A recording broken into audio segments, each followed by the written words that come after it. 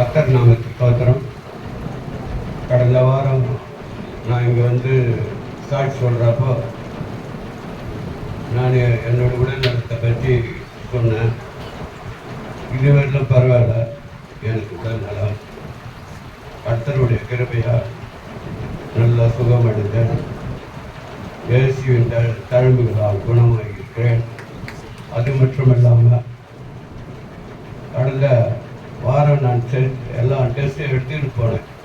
இங்கே சொல்லிட்டு தான் போனேன், நான் டெஸ்டெல்லாம் எடுத்துகிட்டு போகிறேன், எல்லா டெஸ்ட்டும் எடுக்கணும் எடுத்துன்னு சொல்லிட்டாங்க. என்ன பண்ணுறது, எடுத்துகிட்டு போனேன். ஸ்டார்டிங்லேயே 2 தரம் டீப்பில் பிளட் எடுத்துட்டான். ஸ்டார்டிங்லேயே என்னடா இது 2 தரம் ஸ்டார்டிங்லேயே எடுத்துட்டாங்க. சரி எடுத்துட்டாங்க, சரி. அப்புறம் ஒரு தரம் எடுத்தாங்க. போய் சாப்பிட்டு வந்து இன்னொரு தரம் எடுத்துனாங்க. 2வது கூப்பிட்டு 2வது தரம் போய் எடுத்தாங்க. அதுவும் எடுத்துட்டாங்க. எடுத்து கிட்டத்தட்ட ஒரு 3 தரம் 4 தரம் எடுத்துட்டாங்க பிளட்டை. எனக்கிட்ட இறங்குற மாதிரி இருக்குது. கொஞ்ச நேரம் உட்காந்து அப்புறம் யூரின் டெஸ்ட் எடுத்துட்டு வா அப்படின்னாங்க. யூரின் டெஸ்ட் அவங்க அந்த டாக்டர் அம்மா வந்து எல்லா டெஸ்ட்டையும் எழுதிட்டு யூரின் டெஸ்ட்டே எடுத்துகிட்டு வந்து யூரின் டெஸ்ட் எடுத்துகிட்டு வந்து சளி டெஸ்ட் வந்து நாளை காலையில் எடுத்துகிட்டு வந்து அப்படின்னு அந்த டெஸ்ட்டே எடுத்துகிட்டு போய் காலையில் கொடுத்தாரு. அந்த டெஸ்ட்டு கொடுத்துட்டு நான் வாங்குறதுக்கு 3 நாள் ஆகும்ட்டாங்க. சீக்கிரத்தில் கொடுக்கல அந்த டெஸ்ட். நான் ரயில் ஆற்றுக்கு அங்கே போகணும், பெரம்பூர் ரயில் ஆற்று. அதை எடுத்துக்கிட்டு அங்கே போனால் அது சீக்கிரம் கொடுக்கல. நான் காலையில் அந்த காலையில் அன்றைக்கி போகிறோம். காலையில் சகோதரிகளாக ப்ரேயர் பண்ணுறாங்க. அப்போ எஸ்தரும் எனக்கு இந்த மாதிரி சொன்னாங்க, வீட்டில் இந்த மாதிரி டெஸ்ட் எல்லாம் எடுத்துகிட்டு போகிற தாத்தா கொஞ்சம் ப்ரே பண்ணுவோம் அப்படின்னு எஸ்தர் ப்ரே பண்ணாங்க. அதே மாதிரி இருக்கிற சகோதரிகள் சில பேர் என் பேரை சொல்லி ப்ரேயர் பண்ணாங்க. நான் அவங்களுக்கெல்லாம் கோடான கோடி நன்றி சொல்லிக்கிறேன். அது மட்டும் இல்லாமல் கர்த்தருக்கு நம்மளை பயன்படுத்தி இன்றைய தினம் நம்மளை இன்னைக்கு எத்தனாவதுக்கு நான் சாட்சியாக நிற்கிறேன்னா அது கர்த்தருடைய கிருபை தான். என்னோட உடல்நிலை எப்படி இருக்குன்னு சொல்ல முடியாது. ஒரு நாளைக்கு ஒரு மாதிரி இருக்கு. இருந்தாலும் பரவாயில்ல, கர்த்தர் நம்மளை வழிநடத்தி செல்கின்றாரு. ஒரு சிங்கம் வந்து காட்டுக்கே ராஜான்னு சொல்லுவாங்க. அந்த ராஜா வந்து ஒரு மரத்தடியாண்ட வந்து கோழி எடுத்து படுத்து தூங்கினுக்கிட்டான். டெய்லி வந்து அங்கே வந்து படுத்து தூங்குவோம். ஒரு குரங்கு என்ன பண்ணுது, மரத்து மேலேருந்து இறங்கி வந்து அந்த சிங்கத்தை வந்து டிஸ்டர்ப் பண்ணிக்கிட்டே இருக்குமா.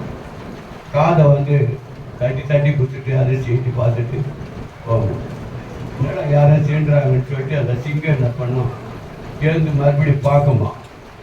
பார்க்குறப்போ அந்த சிங்கம் பார்க்குறப்போ யாரும் இருக்க மாட்டாங்க. மறுபடியும் சரி யாரும் இல்லைன்னு சொல்லிட்டு படுத்துக்குமா. இந்த குரங்கு சும்மா இருக்காது. மறுபடியும் அதை வந்து தொல்லை கொடுத்துக்கிட்டே இருக்குமா. சிம்டம்ஸ் பண்ணிக்கிட்டே இருக்குமா, சேட்டை பண்ணிக்கிட்டே இருக்குமா. இதை வந்து ஒரு கரடி பார்த்துடுச்சு. என்னடா அது பாட்டுன்னு பாவம் பாட்டு தூங்கி நிற்குது. இந்த கரடி வந்து சொந்த இருக்கு. குரங்கு வந்து சொன்னா இதை வந்து தொலை பண்ணிட்டார். இதை நம்ம விடக்கூடாது, இதை அடிச்சு நம்ம எப்படியாவது அடிச்சு சாப்பிட்டுடணும் அப்படின்னு அந்த கரடி ஒரு பொதுல வந்து பதுங்கி உக்காந்துக்குதான். இவர் வந்து இறங்கி மறுபடியும் வந்து இந்த குரங்கு வந்து அந்த சிங்கத்தை வந்து மறுபடியும் டிஸ்டர்ப் பண்ணிக்கிட்டு சேட்டை பண்ணிக்கிட்டே இருக்கும். பார்த்தது வந்து தடுப்புன்னு வந்து என்ன பண்ணிட்டா, அந்த கரடி வந்து இந்த குரங்கு அடிக்கிறதுக்குள்ள இந்த சிங்கம் என்ன படிச்சு ஏறிட்டு அந்த கரடியை போட்டாச்சு. கரடியை போட்டாச்சு. அந்த கரடி பயந்து போய் உள்ள போய் பூந்துக்குச்சு. ஆனால் அதை பண்ணுறதெல்லாம் சேஷ்ட யாரு, அந்த குரங்கு. ஆனால் நம்ம நினச்சிருக்கிறோம் கடவுளுக்கு எதுவும் தெரியாது அப்படின்னு. நம்ம பண்ணுற டேஸ்ட்ல எவ்வளோ இருக்குன்னு தெரியுமா. உண்மையிலே நீங்கள் எல்லாம் மனசாட்சி பிரகாரம் நடந்துக்கணும். நம்ம பண்ணுற டேஸ்ட்டு சில பேர் எவ்வளோ தவறு பண்ணுறாங்க. அந்த தவறு பார்த்துட்டு சாட்சிக்கு வந்துடுறாங்க, ஞாயிற்றுக்கிழமை வந்துடுறாங்க, சொல்கிறாங்க. மனசாட்சி பிராக நடந்துக்கணும், தவறு பண்ணக்கூடாது, பொய் சொல்லக்கூடாது, ஆண்டவருக்கு பயந்து நடக்கணும்.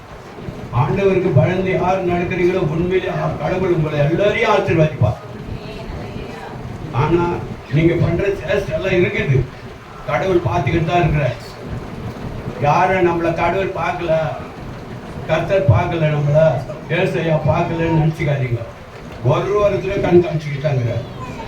ஒருத்தரும் பயத்தோடு வாழணும், கடவுளுக்கு பயந்து வாழணும், மனுஷனுக்கு பயப்பட வாழணும், கடவுளுக்கு பயந்து வாழணும், மனசாட்சிக்கு பிறகு பயந்து வாழணும். கர்த்தர் உங்களை மேலும் மேலும் ஆசீர்வதிப்பார். என்னை மேலும் இந்த அளவுக்கு சாட்சியாக நின்று இங்கே சாட்சி சொன்னதுக்கு கர்த்தருக்கு போராட நன்றி சொல்லுங்க. நன்றி.